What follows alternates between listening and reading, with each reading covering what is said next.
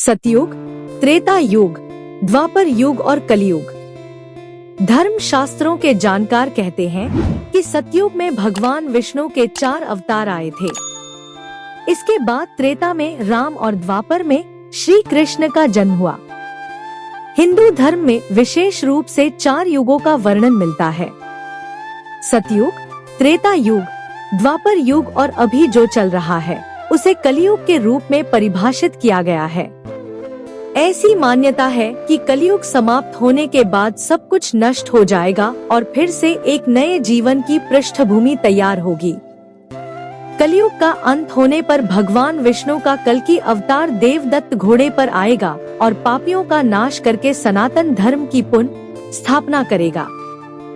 हिंदू धर्म के अनुसार त्रेता युग में भगवान विष्णु ने राम का अवतार लिया था, जबकि द्वापर युग में श्री हरि कृष्ण के रूप में अवतरित हुए थे।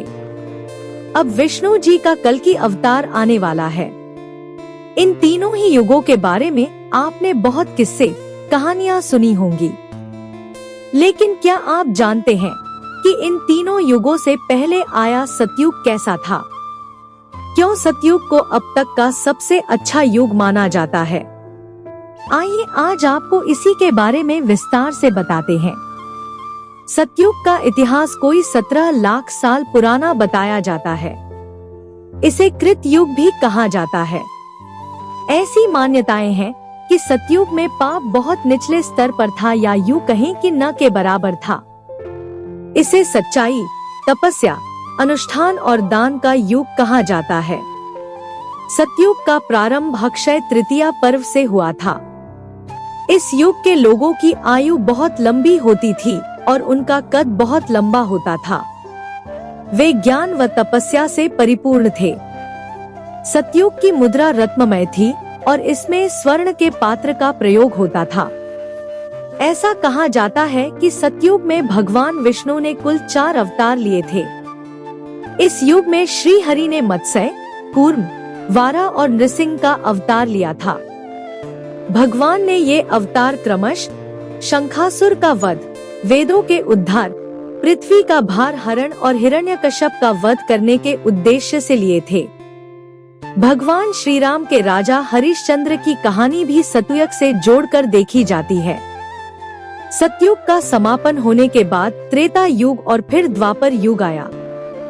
हिंदू शास्त्रों में सतयुग, त्रेता युग, द्वापर युग और कलयुग यानी 4 युगों की बात कही गई है।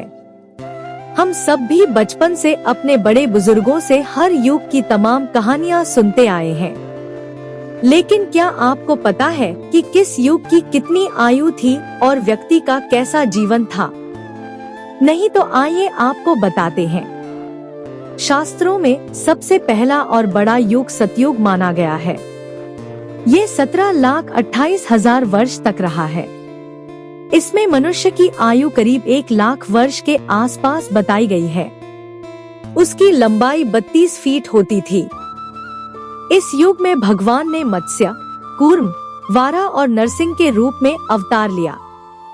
इस युग की मुद्रा रत्नमय और पात्र स्वर्ण के थे।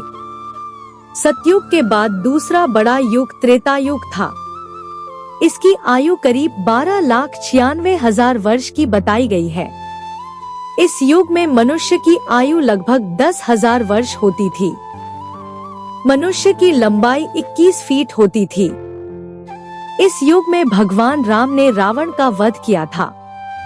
राम के अलावा वामन अवतार, परशुराम के भी अवतार हुए हैं।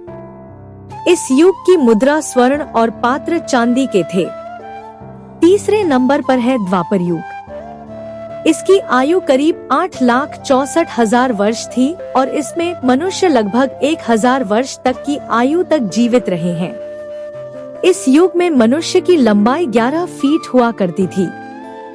कंस के संहार के लिए भगवान कृष्ण का अवतार द्वापर में ही हुआ था।